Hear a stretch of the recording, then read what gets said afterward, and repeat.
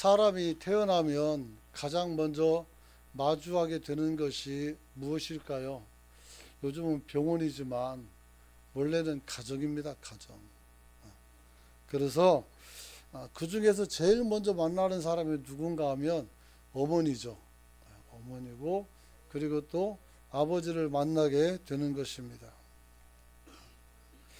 세상의 거의 모든 아이들은 가정에 머물면서 성장하고 그 과정 속에서 가정의 큰 영향을, 부모의 큰 영향을 받으면서 자라난다고 합니다.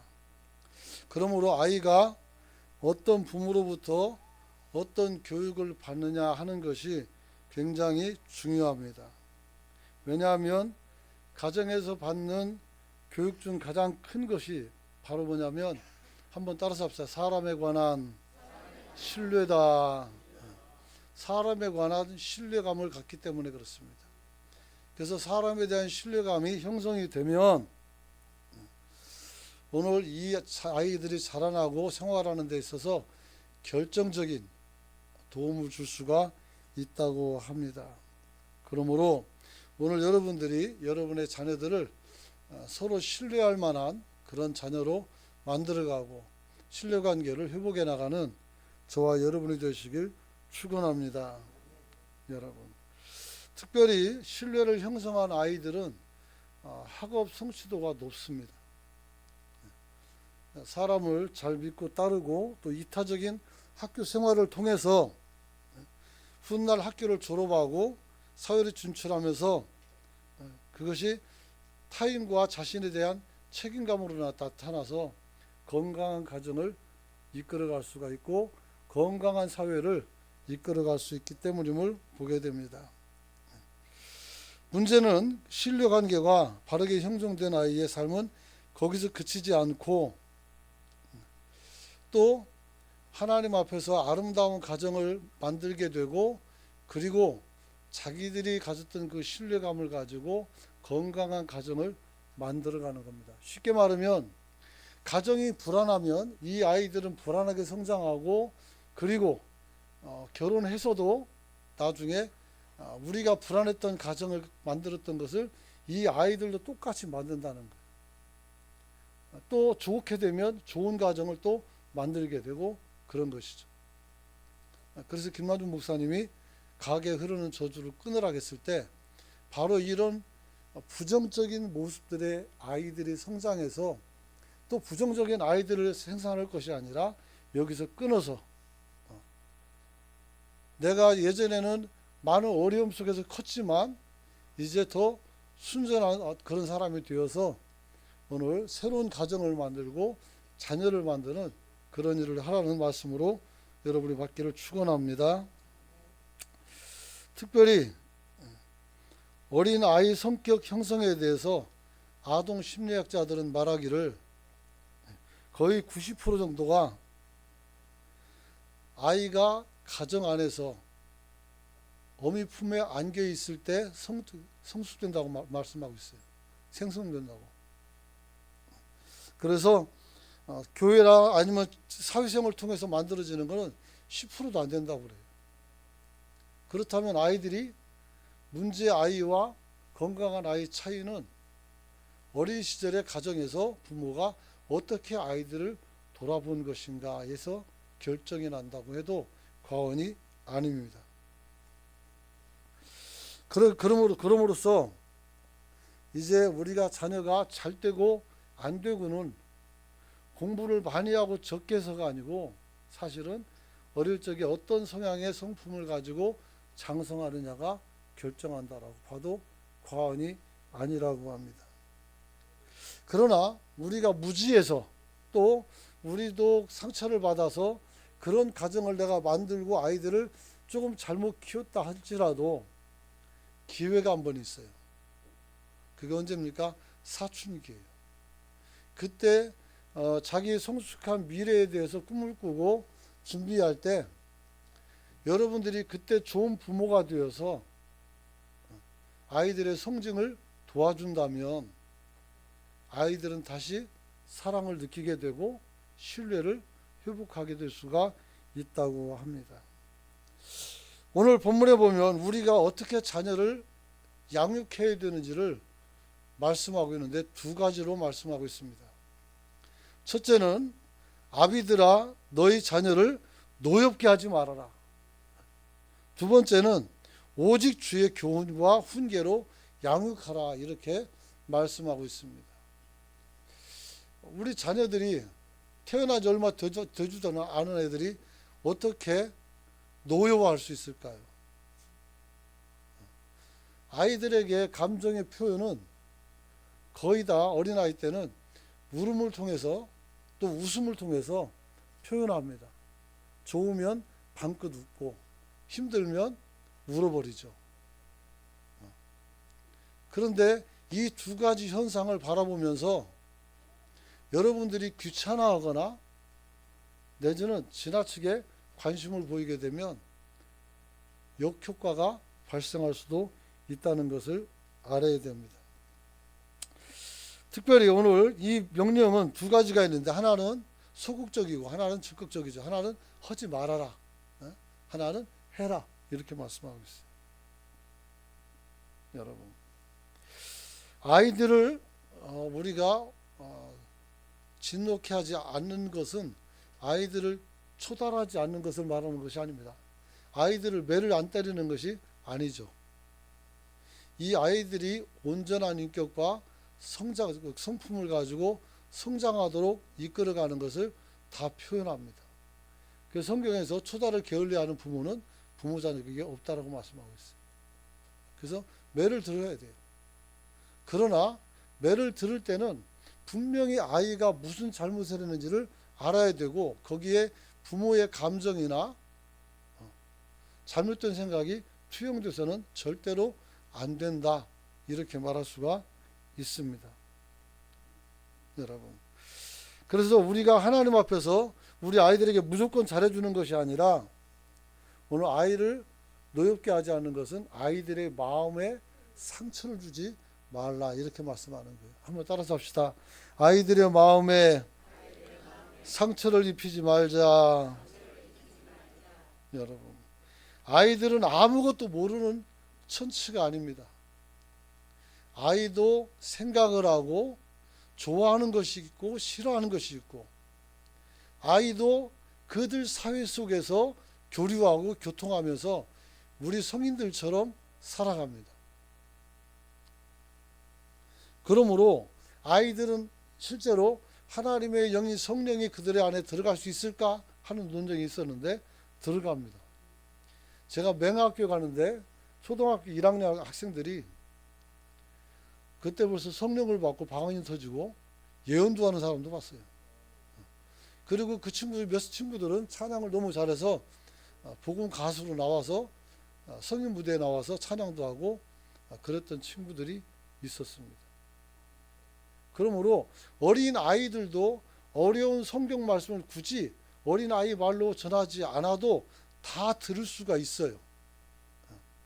그래서 작년 예배에 어린이들을 같이 예배 동참시키는 것은 지금 한국교회 목회자도 있지만 저도 마찬가지고 제 목표예요, 목표.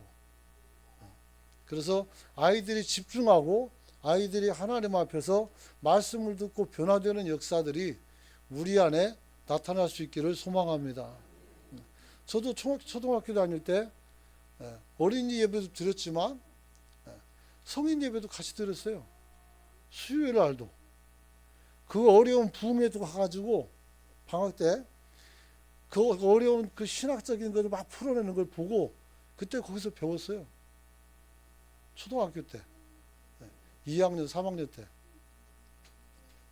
안 되는 것이 아니라 우리가 안 된다고 생각하고 도전하지 않았기 때문에 그렇습니다. 또 주일학교가 요즘 굉장히 어렵다고 말을 많이 하죠. 하지만 무디 같은 사람도 하나도 배운 것도 없지만 교회 목사님께 찾아가서 내가 선생님이 되게 해달라고 부탁했을 때 거절당했어요. 무식하다고. 그러면 내가 교회 밖에서 아이들 모아놓고 성경을 가르치는 건 되겠습니까? 했더니 그거 허락했어요. 그래서 무디가 거기서 개척을 했고 어린 아이들을 세상으로 전도했고 세계 최대의 어린이 교회가 탄생하게 된 거예요. 주일학교 교회가. 그리고 그 교회는 미국 대통령이 가서 참관할 만큼 굉장한 영향력을 끼쳤습니다.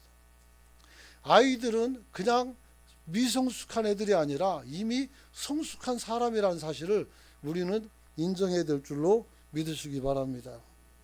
여러분. 그렇다면 우리가 어떻게 하면 이 아이들을 올바르게 가르칠 수 있을까? 첫 번째는 우리 아이들이 어디에서 가장 마음의 분노를 느끼는가 하는 것을 알아야 됩니다.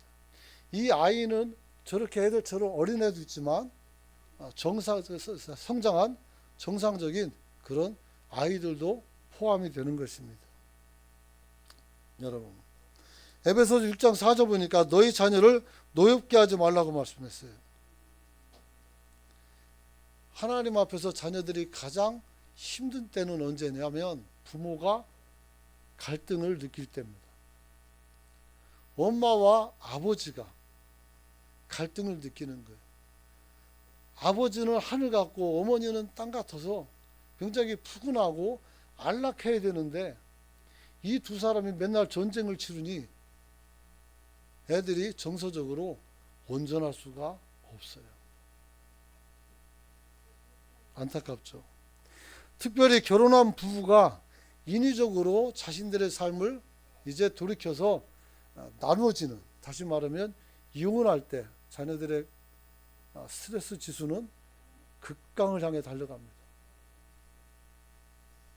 성경은 말하고 있습니다. 마태복음 19장 6절에 보니까 그런즉 이제 둘이 아니요 한 몸이니 그러므로 하나님이 짝지어 주신 것을 사람이 나누지 못할지니라 라고 말씀하고 있었습니다. 그래서 우리는 성경에서는 이혼은 불가합니다. 물론 다른 이유들이 있어요. 또 그런 데는 가능하지만 어쨌든 나누지 말라고 말씀했어요. 실제로 우리가 살다 보니까 힘드니까 나눠줄 수도 있지만 결국은 여러분이 아무리 도장을 찍고 서로 갈라서고 다른 가정을 꾸린다 할지라도 여러분들은 여전히 여러분이 낳은 아이의 아버지고 어머니로서 나누지 못한다는 사실을 알아야 됩니다. 아무리 내가 다른 사람과 산다 할지라도 나는 이 아이들의 아버지고 나는 이 아이의 어미라는 사실은 변하지 않아요. 그래서 나눌 수가 없는 거예요. 그래서 나눌 수가 없는 것이죠. 그러므로 가정이 깨지고 무너질 때 자녀들의 마음에는 버림받음에 대한 불안 증세와 가족에 대한 신뢰가 완전히 무너지게 됩니다. 제가 누구에게 들은지 기억은 잘 안 나지만 이런 말을 들었어요. 우리 아버지와 어머니처럼 살 것 같으면 결혼하지 않겠다 하겠어요. 요즘 아이들이 자녀를 낳지 않고 출생률이 막 굉장히 적고 이것 때문에 국가적으로 문제를 가지고 접근하고 별짓을 다 하지만 결국은 아이들이 어른들을 바라보면서 아버지 어머니들이 사는 걸 보니까 이거 행복 같지 않다는 거예요. 그래서 결혼을 포기하는 사람도 꽤 있다는 것이죠. 그리고 이런 것들은 더 심화될 것이고 더 많아질 것으로 예상이 된다는 소견이 있는 것을 보게 됩니다. 무엇보다도 두 사람의 신뢰가 깨져서 가정이 해산될 때 자기들은 서로 도장을 찍고 결정을 하지만 애들에겐 결정권이 없어요. 결정권이. 그러니까 아이들은 결정한 것이 없어요. 그런데 그 결정을 받아들여야 되는 모순 속에 있다는 것이죠. 그러므로 아이들에겐 책임이 없는 거죠. 여러분. 그래서 오늘 아이들은 가정이 붕괴되고 가정이 깨어서 나갈 때에 심한 무력감과 분노의 감정을 갖게 되기도 합니다. 그래서 이 아이들이 정상적으로 크는데 많은 어려움이 발생한다. 이렇게 말할 수가 있어요. 특별히 부모의 갈등이 자녀들에게 그대로 투사가 된다는 사실은 무서운 것입니다. 여러분도 경험했잖아요. 아버지가 약주 드시고 와가지고 또 막걸리 받아오라고 심부름 가면 그 먼 길 가서 다녀오고 한겨울이라도 그런 부정적인 기억들이 또 여러분들의 자녀에게 부정적인 영향으로 나타난다는 것이 얼마나 속상하는 일인지 모릅니다. 마음의 병들어 있으면 매사 부정적이고 반항적이고 비관적이 됩니다. 정서적으로도 안정이 안 되니 어디에서 무엇을 제대로 일할 수도 없게 됩니다. 그래서 심한 경우엔 병원에도 가야 될 그런 상황이 벌어질 수도 있습니다. 그러므로 우리 가정이 화목하고 평안해지는 가정을 만들어가는 저와 여러분이 되시길 축원합니다. 축원합니다. 사람들이 쓴 그 논문들을 몇 개 봤어요. 봤더니 우리가 그 아버지나 어머니가 하나 돌아가신 조선 가정이죠. 거기 애들도 문제가 좀 많이 있지만 이혼 가정은 더 많은 문제들을 내포하고 있는 것을 보게 됩니다. 특별히 능력이나 재능이 없어서가 아니라 어른들이 사고를 치니까 그걸 아이들이 걱정하고 염려하느라고 아무것도 못하는 거예요. 학습의 진도가 안 나가요. 그래서 아이들을 보호하고 아이들을 지켜주고 아이들이 안전해지고 나가야 되는데 아이들이 부모를 걱정하는 거예요. 또 싸우네. 우리 엄마 또 몇 대 맞을까? 참 걱정이죠. 그래서 마음과 불안 증세로서 허공의 마음이 흩어짐으로써 아무것도 할 수 없다 이렇게 말해요. 그리고 덩치가 커지고 그 다음에 어른이 되면 수용성이 떨어져서 사회생활이 극히 어려워지고 있어요. 그래서 이건 정말 큰일이죠. 내 하나가 가정을 화목하지 못하게 이끌어 갔을 때 아이들이 치료할 대가는 어마어마한 거예요. 우리가 정신을 좀 바짝 차릴 수 있기를 축원합니다. 그런데 이 생각 없는 부모들이 정말 해서는 안 되는 말들이 있어요. 자기들 시켜 싸우고 엄마가 가서 애들 붙잡아 놓고 그래요. 야, 너 누구랑 살래? 아빠랑 살래? 나랑 살래? 참 그렇잖아요. 어떻게 그런 질문을 하는지 모르겠어요. 자기가 내 아버지고 자기가 내 어머니인데 내가 누구랑 살아요? 아버지랑 어머니랑 살아야 되는데 선택하라는 거예요. 이거는 자기들의 잘못을 어떻게 아이들에게 덮어씌우는 나쁜 짓이에요. 정말. 여러분이 사이가 좋아도 아이들한테 그런 질문은 정말 해서는 안 되는 질문이에요. 어떤 사람들은 아이가 난 아빠랑 살려고 야 그렇다 아빠랑 산다 너는 그러고 좋아할 수는 있겠지만 농담이고 좋지만 실제 아이들은 나이가 어린 경우에 심각하게 받아들일 수 있어요. 그래서 진짜 선택을 하는 거예요. 진짜 아버지를 선택하고 진짜 어머니를 선택하는 거예요. 그러면 하나는 버리는 거예요. 어떻게 가정을 그렇게 쉽게 쪼각내려고 하는지 모르겠어요. 여러분, 아이에게 부모를 버리라는 요구는 정말 잔인한 것이죠. 그러므로 아이는 누군가를 선택해야 돼요. 하지만 그 상실감은 누가 보상할 거예요? 정말 무슨 말이죠. 그러면서도 사람들은 말합니다. 너는 공부 열심히 하고 잘하고 착하고 예쁘게 크라고. 안 커요. 그렇게 못 큽니다. 어떻게 그 사람을 믿을 수가 없는데 그잖아요. 그래서 참으로 안타깝죠. 그래서 오늘 막 이혼하고 뭐 가정들이 화목해 보이고 다 그건 TV 드라마지 현실은 지옥이요. 그러므로 우리가 하나님 앞에서 무책임한 부모가 아니라 책임감 있는 부모가 될 수 있기를 축원합니다. 여러분, 그래서 아이들이 크면서 머릿속에 엄마가 아빠가 헤어지는 건 아니냐, 엄마가 도망가는 건 아니냐, 아버지가 도망가는 거 아니냐, 이런 생각을 해서는 더더욱이 안 돼요. 그리고 요거는 길게 말하지만 짧게 말씀하면, 여러분 중에 혹여라도 극단적 선택을 하려는 사람들이 있을지 몰라요. 이것은 이혼보다 더 나쁜 거예요. 이혼보다. 내가 자녀를 낳아놨으면 이 아이가 장성하고 아버지가 되고 자연스럽게 내를 보내줄 때까지 여러분이 살아있어야 될 의무가 있어요. 그런데 아이들 앞에서 죽어요?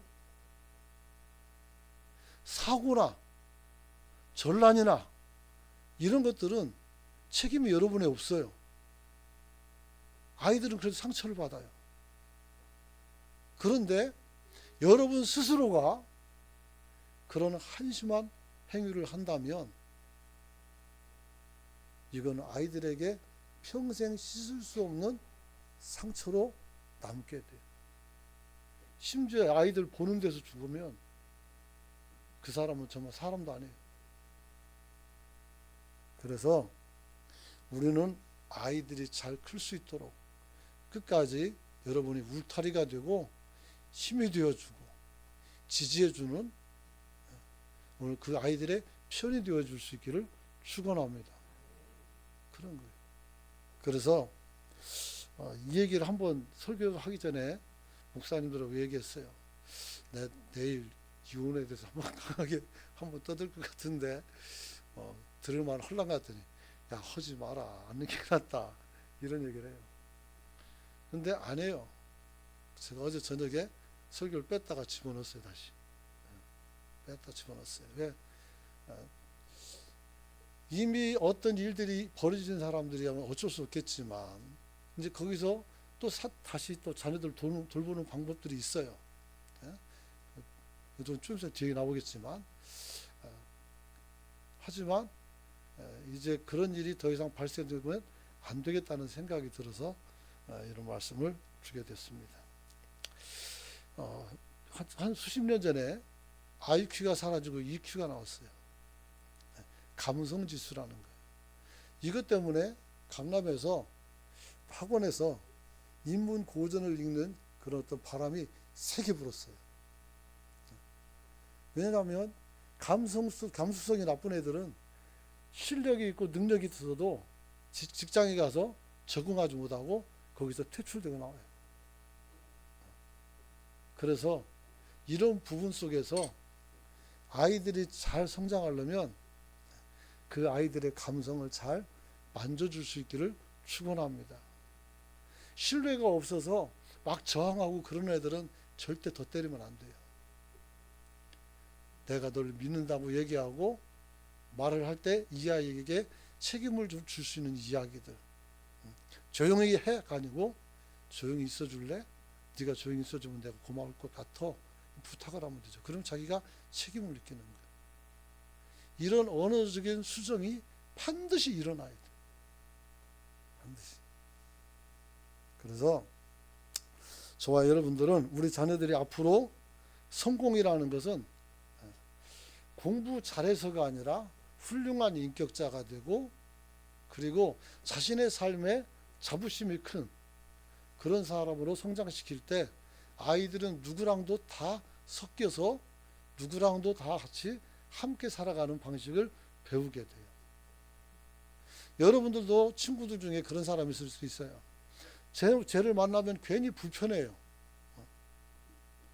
꼭 말을 해도 부정적으로 하고. 그렇죠. 왜 그럴까? 이분은 신뢰관계에 문제가 있어서 그래요. 그러니까 누굴 믿어줄 수가 없어요. 다 의심해야 되고, 친구인데도. 그러니까 친분은 있지만 진짜 친분은 하나도 없는 것이죠. 여러분 평생에 고등학교 때부터나 아니면 대학 때부터 친구였던 사람이 지금도 친구로 남아있는 사람들이 한 3명만 있다면 여러분 인생은 정말 잘 산 거예요. 그런데 하나도 없다면 여러분이 거울을 보고 생각해야 돼요. 내가 누군가. 그리고 여러분 자신부터 믿어주고, 그리고 아이들도 믿어주고, 아내도 믿어주고, 교회 성도들도 믿어주고, 믿어주는 훈련을 할 수 있기를 축원합니다. 그런 거예요. 그렇죠. 아이들이 또 가장 화가 날 때가 언제냐면 부모가 자신을 방치했거나 버렸다고 느껴질 때입니다. 집에서 양육된다고 해서 애들이 안전한 것은 아니죠. 이혼하지 않았다고 해서 아이들이 편안한 것은 아니죠. 방치하는 부모는 차라리 이혼하는 부모보다 더 나빠요. 아이를 낳아놓고 하루 종일 고스톱하고 있는 거예요. 컴퓨터로. 애가 싸든지 먹든지 궁둥이가 다 침물러서 터져나가는데도 세상에 제가 본 얘기한 거예요. 그런 사람은 어떻게 돼요? 아이가 정상으로 클 수가 없죠. 사춘기 때 아이들과 되도록이면 같이 부모가 얼굴을 보여주고 있어야 돼요. 괴상하고 이상한 행동을 하지만 참아줘야 돼요. 겪어보니까 정말 힘들었어요. 성지 같은 한 대 줘봐가지고 갖다 버렸으면 좋겠다는 생각이 들 만큼 고약스러워요. 하지만 그때 신뢰감을 심어주면 이제는 이 아이는 아름다운 사랑을 하고 아름다운 미래를 또 꿈꿀 수가 있는 거예요. 이 두 번째 기회를 절대 놓치지 않기를 축원합니다. 자, 그렇다면 우리가 어떻게 하면 이 아이들을 잘 세워줄 수 있을까? 오늘 두 번째 말씀이죠. 오직 주의 교훈과 훈계로 양육하라겠어요. 하나님의 말씀으로 자녀들을 양육할 수 있기를 축원합니다. 여러분, 부모의 빗나간 사랑이 아이들에게도 괴로움이 되고 슬픔이 될 수 있어요. 하지만 하나님 앞에서 부모가 자녀를 이렇게 키우면 자녀는 반드시 훌륭한 자녀로 성장하게 될 줄로 믿습니다. 여러분, 위대한 사상가인 어거스틴은 젊은 시절 방탕한 삶을 살았어요. 공부에는 취미가 없었고 청소년기는 불량한 친구들과 놀기를 좋아했고 19살 때는 부모와 의논도 없이 집에서 일하는 노예 출신의 여인을 데려다가 아이를 낳아버렸어요. 도대체가 그 부모의 속은 얼마나 힘들었을까. 그런데 어머니 모니카는 이 아이를 믿고 계속 기도로 심었어요. 기도로. 그래서 어머니는 그를 포기하지 않고 눈물로 기도했을 때 32살이 됐을 때 얘가 정신을 차려요. 그래서 아우구스티누스라고 말하고 우리 어거스틴 이렇게 교회에서 말하지만 이 사람이 32살에 모든 잘못을 뉘우치고 고백록이라는 책을 써요. 그건 시중에 나와 있으니까 여러분이 사서 읽어보면 돼요. 그때 거기에서 이런 말을 해요. 내가 흑암에서 건져 나올 수 있었던 것은 어머니의 눈물을 흘리는 기도 덕분이다 이랬어요. 성경에서는 이제 모나카가 아니라 누가 나옵니까? 엘가나와 한나의 자녀 양육법이 나와요. 내가 이건 제가 이렇게 만들어 가지고 구성해서 쓴 거니까 그냥 그렇게 들으면 될 것 같습니다. 한나와 엘가나는 아이를 낳기 전부터 하나님 앞에 이 아이를 어떻게 썼으면 좋겠다라는 목표를 두고 있었어요. 다시 말해 아이를 출산할 때 어쩌다 보니까 너 나왔어. 그게 아니고 우리는 이런저런 계획 속에서 너를 낳았어라는 말이 더 좋다는 거죠. 그렇죠. 원래 엘가나와 한나 사이에는 자식이 없었고, 그래서 분인나라는 사람을 첩으로 들였더니 여기서 아이를 잘 낳는데, 이 분인나가 한나를 또 계속 겁박하니까, 핍박하니까 하나님께 기도해서 아이를 낳을 때 한나가 마음이 괴로워서 통곡하며 울면서 이렇게 고백합니다.